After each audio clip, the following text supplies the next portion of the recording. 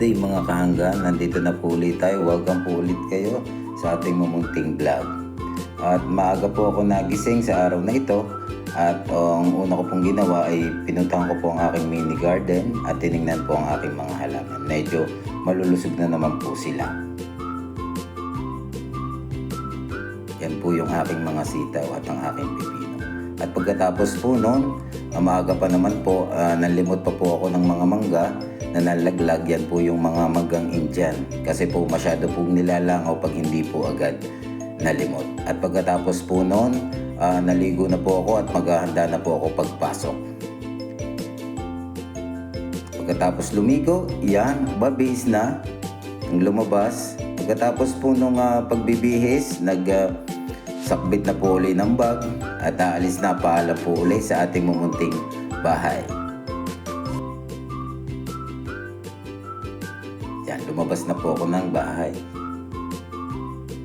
At yan, nandyan na po ako sa aming school. Actually po, this is our third day of reporting. Shoutout po kay Miss Ronalyn Paligte and sa dalawang magagandang guro na akin pong nakita. At bago po magsimula ang mga trabaho, kailangan po nating mag-almusal. Bali, kumain po ako dyan ng sinangag sa dugo at isang kanin. At pagkatapos po niyan, ako po ay bumalik na sa school. At yan po, nagpapatas-patas po ako ng mga silya para po ako po ay makapagwalis na. Yan, nagwawalis na po ako niyan at pinapatas ko po ng isa-isa sa tabi ang mga silya para po makawalis po tayo ng ayos.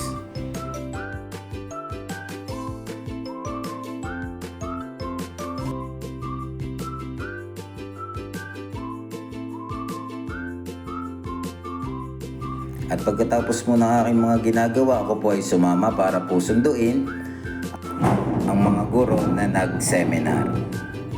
Yan, nandyan na po kami sa ibaan.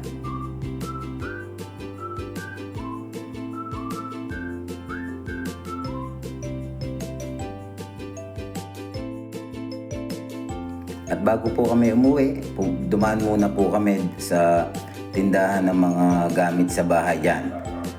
Meron po diyang mga patungan, may mga plato, may mga planggana, may kaldero, at kung ano-ano pa po. Kung gusto nyo pong mamili dyan, nandun lang po yan sa San Agustin, Ibaan, Batangas.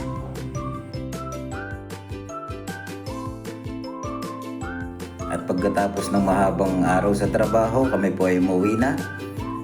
Ako po ay may kinuhang isang sakong rice hull dun po sa aking kapatid para po ilagay po sa aking taniman. Yan, akin pong hinukay uli or dinurog ko po uli yung mga lupa para po maihalo ko po yung ating kinuhang rice hull. At pagkatapos naman po noon, ako po ay naghugas ng kamay at ako po ay nagluto na.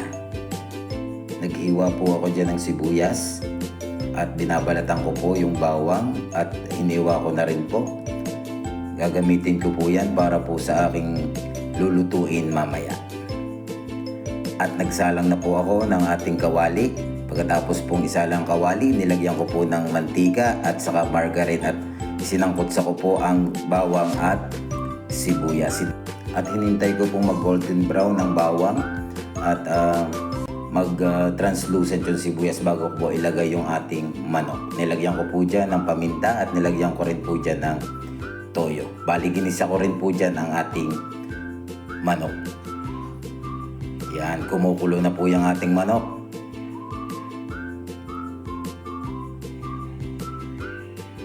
Katapos kumulo yung ating manok, inilagay ko na po yung ating hard-boiled egg.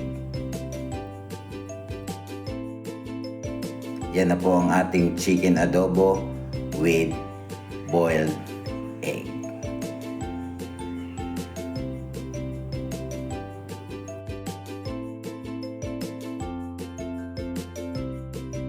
So paano po mga kahanggan, hanggang dito na lang po ulit. Salamat po sa suporta. Paki-like, share, and follow po ng atin pong mga video. So hanggang dito na lang po mga kahanggan.